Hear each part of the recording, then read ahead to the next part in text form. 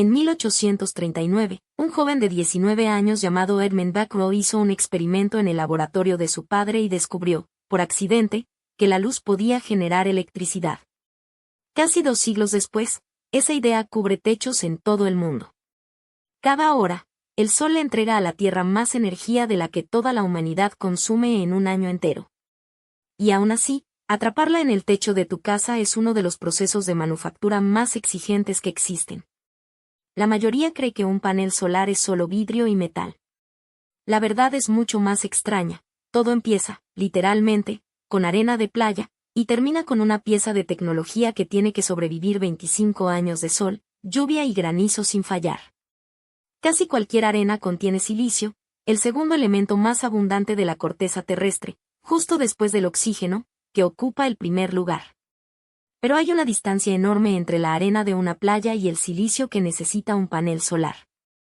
Ese silicio debe purificarse a un nivel casi imposible, 99.9999% de pureza, lo que la industria llama 6 nueves.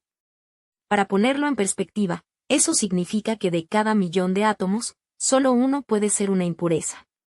Para lograrlo, la arena se mezcla con carbono y se calienta a casi 2000 grados Celsius en hornos industriales, en un proceso que puede tomar varios días. El resultado es un silicio tan puro que parece casi un metal precioso. El silicio purificado se funde y se moldea en cilindros gigantes llamados lingotes, algunos de más de 2 metros de largo.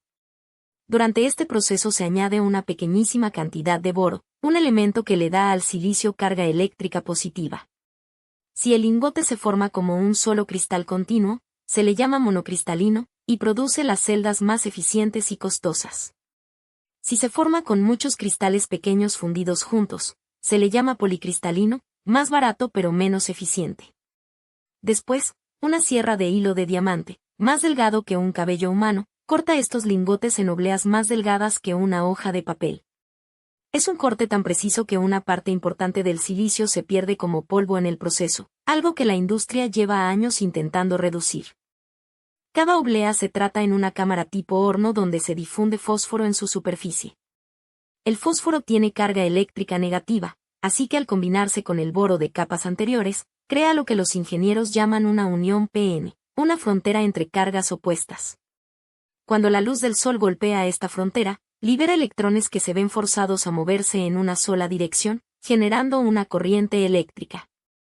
Este es, literalmente, el corazón del efecto fotovoltaico que descubrió Becquerel hace casi 2 siglos, ahora fabricado con precisión industrial. Una máquina láser corta cada oblea al tamaño exacto que necesita el panel final. Las celdas estándar suelen medir entre 160 y 210 milímetros por lado, dependiendo de cuántos vatios de energía debe generar el panel completo.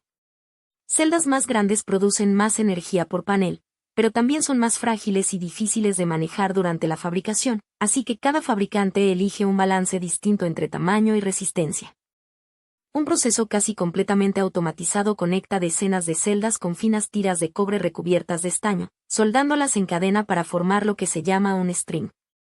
El lado que mira al sol queda azul o negro, dependiendo del tipo de silicio, el lado opuesto, blanco.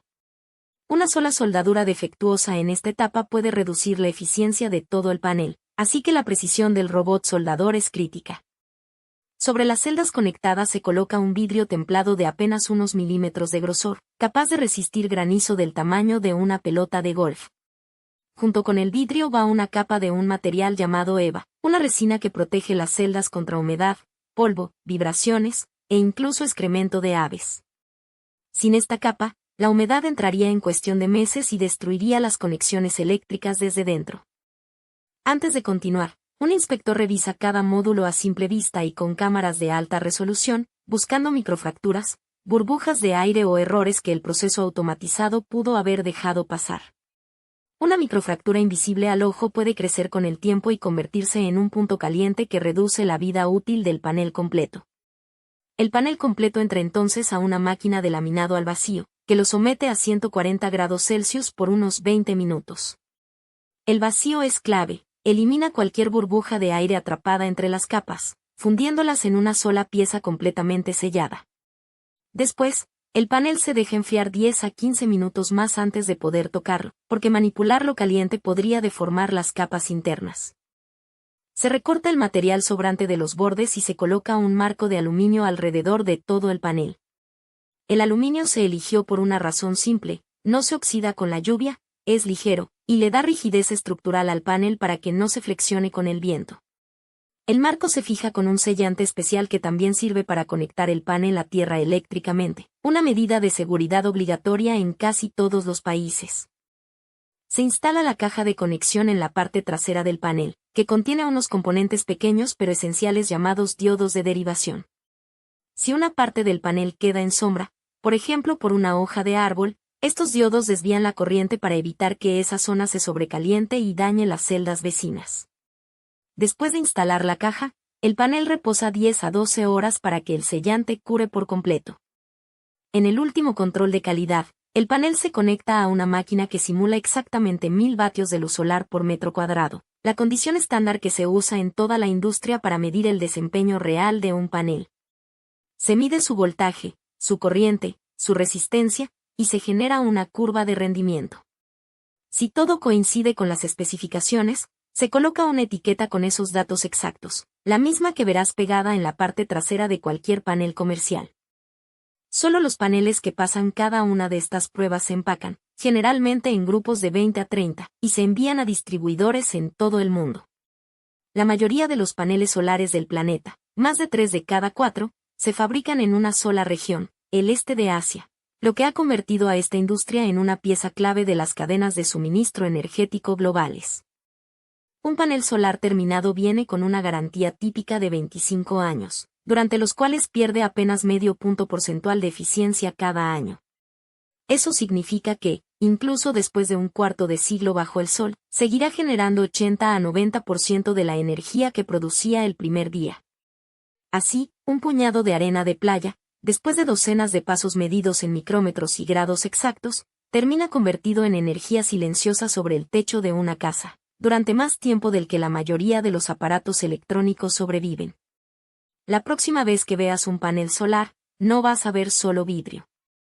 Vas a ver arena que aprendió a atrapar al sol, casi 2 siglos después de que Edmund Becquerel, un joven de 19 años, lo descubriera por accidente.